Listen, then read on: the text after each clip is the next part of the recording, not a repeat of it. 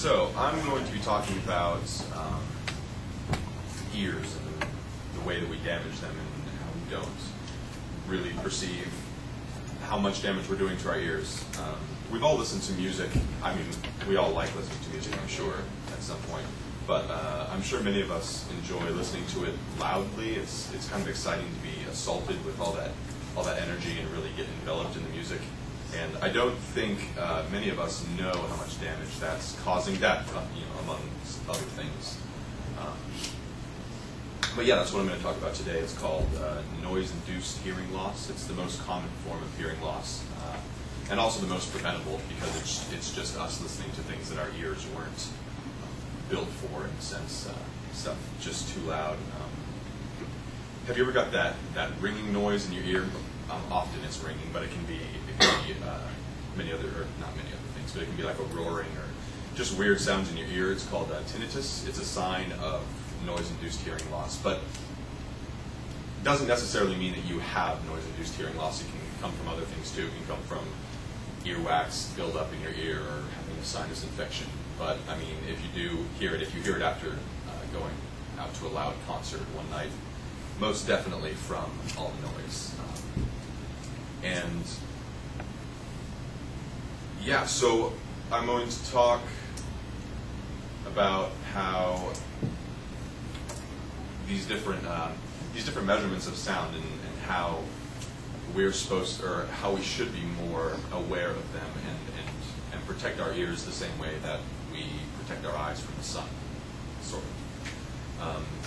Sound is measured in these units called decibels, which relates to the human capacity for hearing. It's like 0 decibels is the quietest you can possibly hear, and I think it goes up to 140.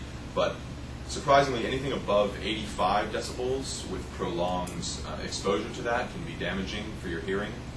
And something that could be 85 decibels is, you probably wouldn't imagine, but loud traffic on the worst trafficy days can get up to 85 decibels, and I mean that can damage your hearing. Not after,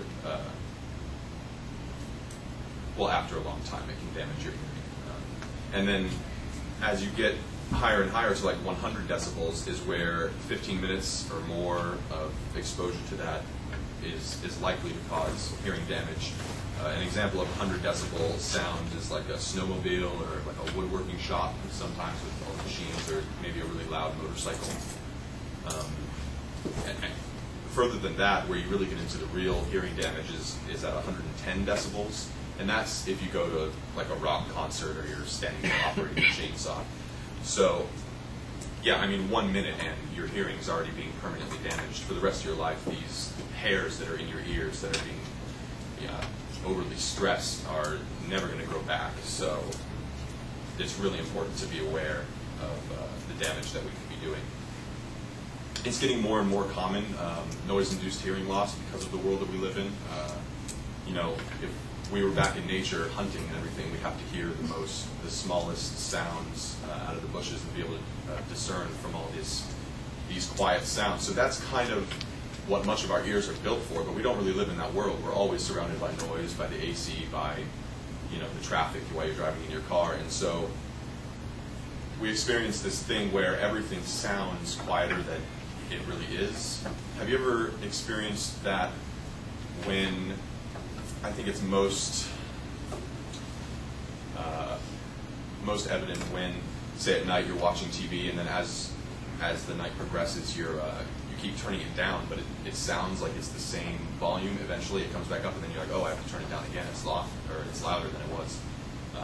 That's called a temporary threshold shift, and it happens both ways. That's why when you're in the car and you turn up your music, it doesn't sound like your music's that loud, but when you get back home and you turn off your car and the road noise is gone and your car noise is gone, it actually was much louder than you think. So we don't really know how much sound is going into our ears at any time. And so I'm going to quote the National Health and Nutrition Survey on just numbers of population and hearing loss over the last couple of years. The overall prevalence of hearing loss amongst the U.S. population ages 20 through 69 in 2003 and 2004 was 16.1%, corresponding to 29 million Americans. So that number right there, that 16.1%, is hearing loss at speech frequencies. So because high frequency hearing loss, the next part of that survey, 31% of participants, which is 55 million Americans, had high frequency hearing loss. That's much more common, happens naturally with age. And it's those high frequencies that you don't really need, but help to clarify things when you're in a noisy environment and there's a lot going on. Those are easy to lose, but I mean 16.1% are losing this core range of frequencies that you need for communication. And some of that is, hazardous work environments, but a lot of it's bad habits. If you have these earphones in, earbuds, and you're just turning them up to like block out sound. Excellent. I got to cut you off. You're at 6 minutes. Really? So, yeah. Okay, so I will wrap it up. Anyway, don't wear earbuds. They're terrible for your ears, especially if you have them up all the way at full volume, as many people do, because just turn it down and let that threshold shift come in and try and understand that a little bit more. It'll help you gauge whether or not you're damaging your ears, because it's really a responsibility that we all need to take. You're not going to want to be deaf in 60 years.